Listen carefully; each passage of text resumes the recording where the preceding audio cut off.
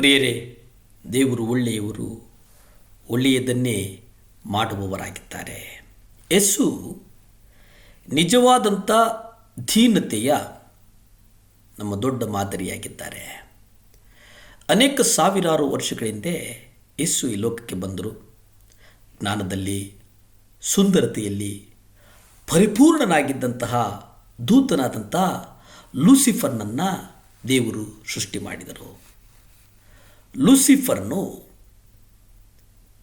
ಎಲ್ಲ ದೂತರ ಮೇಲೆ ಮುಖ್ಯಸ್ಥನಾಗಿ ದೇವರಿಂದ ನೇಮಕಗೊಂಡನು. ಆದರೆ ಲೂಸಿಫರ್ನು ಗರ್ವದಲ್ಲಿ ಮೆರೆದನು ಮತ್ತು ತನಗೆ ನೇಮಕವಾದ ಸ್ಥಾನದಲ್ಲಿ ಹೆಚ್ಚು ಅತೃಪ್ತನಾಗಿದ್ದನು. ಲೂಸಿಫರನ್ನು ಅತಿ ಉನ್ನತ ಸ್ಥಾನಕ್ಕೆ ಹೋಗಲು ಬಯಸಿದನು ಮತ್ತು ತನ್ನನ್ನು ತಾನು ಹೆಚ್ಚಿಸಿಕೊಂಡು ಉಬ್ಬಿದ ಮನಸ್ಸುಳ್ಳವನಾಗಿದ್ದನು.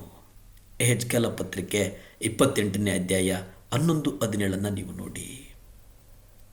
ದೇವರ ಸೃಷ್ಟಿಯೊಳಗೆ ಪಾಪವನ್ನು ತಂದನು. ದೇವರು ತಕ್ಷಣವೇ ಆತನನ್ನು ಪಾತಾಳಕ್ಕೆ ತಳ್ಳಿದನು. ಆತನು ಸೈತಾನನಾದವು. ಗರ್ವವು ಪ್ರತಿಯೊಂದು ಪಾಪದ ಮೂಲವಾಗಿದೆ. ಈ ವಿಶ್ವದಲ್ಲಿಯೇ ಅತ್ಯಂತ ಕೆಡುಕನ್ನು ತರುವಂಥದ್ದೇನಾದರೂ ಇದ್ದರೆ ಅದು ಮೊದಲನೆಯದಾಗಿ ಗರ್ವ. ಆದಾಮನು ಪಾಪ ಮಾಡಿದಾಗ ಆತನು ಸಹ ಈ ಸೈತಾನನ ಗರ್ವವೆಂಬ ರೋಗವನ್ನು ಅವನು ಹತ್ತಿಸಿಕೊಂಡ. ಆದಾಮನಿಂದ ಜನನಗೊಂಡ ಪ್ರತಿ ಮಗುವು ಈ ಒಂದು ಗರ್ವವೆಂಬ ಆ ಸೋಂಕು ತಗುಲಿಕೊಂಡು ಹುಟ್ಟುತ್ತದೆ. ಈ ಗರ್ವವೆಂಬ ವಿಷಯದಿಂದ ಮನುಷ್ಯನನ್ನು ಬಿಡಿಸುವುದಕ್ಕೆ ಕರ್ತನು ತಮಗೆ ತಾವೇ ದೀನರಾದರು. ಲೂಸಿಫರ್ನ ಗರ್ವದಲ್ಲಿ ಪಾಪವು ಉತ್ಪತ್ತಿ ಆದ ಹಾಗೆ ನಮ್ಮ ಬಿಡುಗಡೆಯು ಯೇಸುವಿನ ಸ್ವಯಂ ದೀನತೆಯಲ್ಲಿ ಜನನವಾಗಿದೆ. ನಾವು ಕ್ರಿಸ್ತನ ಮನಸ್ಸನ್ನು ಹೆಚ್ಚೆಚ್ಚು ಹೊಂದಿದ ಹಾಗೆ ಆತನ ದೀನತೆಯನ್ನು ನಾವು ಹೆಚ್ಚೆಚ್ಚು ಹೊಂದಿಕೊಳ್ತೇವೆ.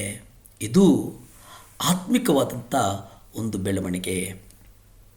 ಪರಲೋಕದ ಮಹಿಮೆಯಿಂದ ಈ ಲೋಕಕ್ಕೆ ಬಂದ ಯೇಸುವಿನಲ್ಲಿಯೇ ಆತನ ದೀನತೆಯ ಆಶ್ಚರ್ಯಕರವಾದಂಥ ನಿದರ್ಶನಗಳನ್ನು ನಾವು ನೋಡ್ತೇವೆ. ಆದರೆ ಮುಂದೆ ನಮಗೆ ಈ ರೀತಿಯಾಗಿ ಹೇಳಲ್ಪಟ್ಟಿರ್ತಕ್ಕಂಥದ್ದನ್ನು ನಾವು ಗ್ರಹಿಸುವುದನ್ನು ಅತ್ಯಂತ ನಾಜೂಕಿನಿಂದ ಮಾಡಬೇಕಾಗ್ತದೆ. ಫಿಲಿಪ್ಪಿ ಪತ್ರಿಕೆ 2ನೇ ಅಧ್ಯಾಯ 8 ನೀವು ನೋಡಿ.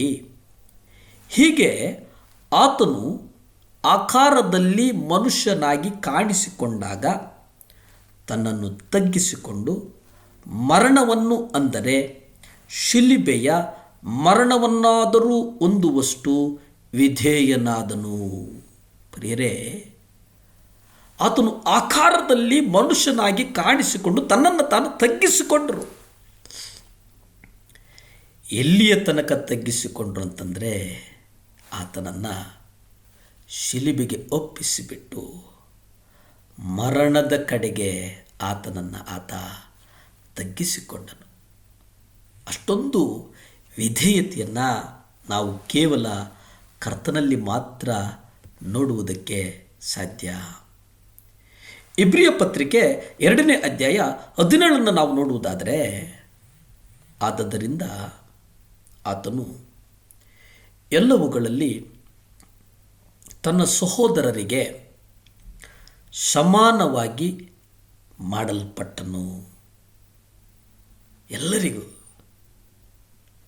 ಹೀಗೆ ಆತನು ಜನರ ಪಾಪಗಳಿಗೋಸ್ಕರ, ಯಾರ ಪಾಪಗಳಿಗೋಸ್ಕರ? ಜನರ ಪಾಪಗಳಿಗೋಸ್ಕರ ಶಾಂತಿ ಮಾಡುವುದಕ್ಕೆ ದೇವರ ಕಾರ್ಯಗಳಲ್ಲಿ ಕರುಣೆಯೂ ನಂಬಿಕೆಯೂ ಉಳ್ಳ ಮಹಾಯಾಜಕನಾದನು. ಕರ್ತನು ಪಾಪಗಳಿಗೋಸ್ಕರ ಶಾಂತಿ ಮಾಡುವುದಕ್ಕೆ ದೇವರ ಕಾರ್ಯಗಳಲ್ಲಿ ಬಂದನು. ಪ್ರಾರ್ಥಿಸಿಕೊಳ್ಳೋಣ. ಭೂಮಿ ಆಕಾಶಗಳನ್ನು ಉಂಟು ಮಾಡಿದಂಥ ಸರ್ವಶಕ್ತನಾದಂಥ ದೇವರ ಸ್ತೋತ್ರಪ್ಪ. ಈ ಮುಂಜಾನೆ ಸಮಯದಲ್ಲಿ ಪ್ರಾರ್ಥಿಸಲು ಕೊಟ್ಟಂಥ ಮಹಾಕೃಪೆಗಾಗಿ ವಂದಿಸ್ತೇವೆ ಸ್ವಾಮಿ. ದೇವರೇ, ಬೆಣ್ಣು ಮಗಳು ಪತ್ರ ಬರಿತಾಳು ಸ್ವಾಮಿ. ಚರ್ಮದ ಕಾಯಿಲೆ ಮೈಯೆಲ್ಲ ತುರಿಕೆ ಗಾಯಗಳಾಗಿವೆ, ಅದಕ್ಕಾಗಿ ಪ್ರಾರ್ಥಿಸಿ ಎಂಬುದಾಗಿ ಮಗಳು ಪತ್ರ ಬರೆದಿದ್ದಾಳೆ ಸ್ವಾಮಿ.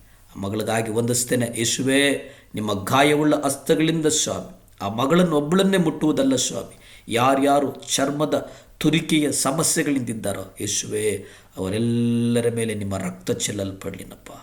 ನಿಮ್ಮ ರಕ್ತದಿಂದ ಸೌಖ್ಯ ಕೊಡು, ಗುಣ ಕೊಡು, ಆಶೀರ್ವದಿಸು, ಬಲಪಡಿಸು, ಸ್ಥಿರಪಡಿಸು. ಯೇಸುವಿನ ನಾಮದಲ್ಲಿ ಬೇಡ್ತೇನೆ ಪರಮ ತಂದೆಯೇ, ಆಮೆನ್. ಹಲ್ಲೆಲೂಯಾ.